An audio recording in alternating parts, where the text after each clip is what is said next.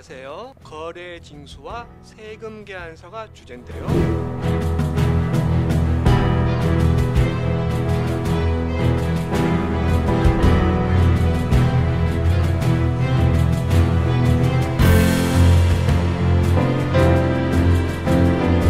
세금 계산서 파트는 시험에서 출제 빈도가 높습니다. 비중이 높기 때문에 3번에 걸쳐서 설명을 드리려고 해요. 가장 시험에 출제 비중이 높은 것은 이번 시간입니다.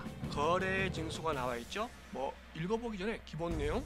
거래 징수는 우리가 과세 물건, 과세되는 재화나 용역을 공급했을 때는 그 금액의 10%를 플러스해서 부가가치세를 거래 징수해야 한다는 뜻이죠.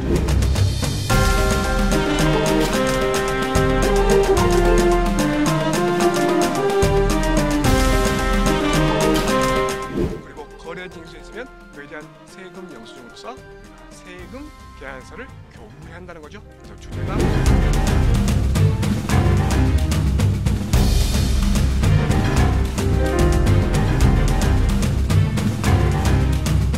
거래 징수 그리고 생계산서죠. 연결되어 있죠. 읽어보겠습니다. 사업자가 과세되는 재화나 용역을 공급하는 때에는 공급가액, 이것을 다른 말로 과세 표준화되어 있죠. 사장세 때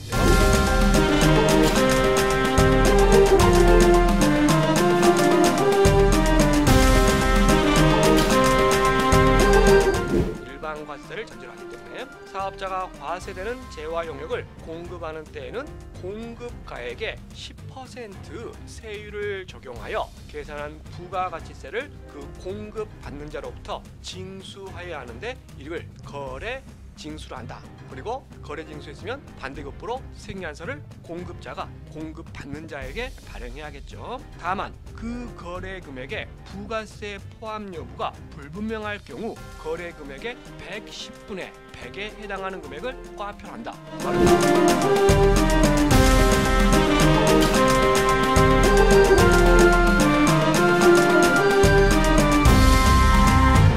110분의 나머지 10은 부가가치세라는 거죠. 그럼 이 문구도 상당히 중요한데 이건 어떤 의미일까요? 공급자가 있고 공급받는 자가 있는데 그 거래 금액에 부가세 포함 여부가 불분명하면 포함된 걸로 간주하겠다는 거죠.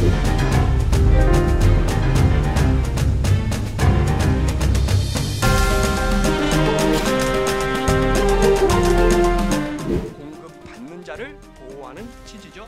그래서 예를 들어서 지금이야 그렇지 않지만 과거에 이런 게 있어요. 할아버지 할머니가 평생 모은 돈으로 상가를 구입하고 처음으로 우리가 옛날에는 복덕방이라 했죠. 가서 임차인과 만나서 임대차 계약서를 맺습니다. 보증금 5천만 원에 올임대료 200 기재해서 계약을 했어요. 그런데 거기에 부가세 포함, 부가세 별도 이런 게 언급이 됐어야 되는데 언급이 안 된 상태로 계약한 거죠. 그런데 이제 월세를 매월 200 받았는데 그 임차인이 나중에 부가세 신고 때가 되니까 건물주인 할아버지한테 공급자에게 세금 계산서를 끌어달라고 해요.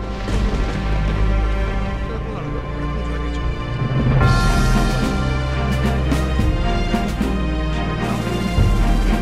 법적으로는 누구를 보호해요? 어떤 거래 금액의 임대료에 부가세 포함 여부가 분명하면 포함된 걸로 간주하겠다는 거죠.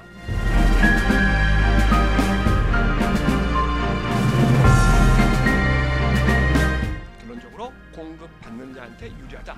부가세 포함 여부가 불명하면 포함된 걸로 간주한다.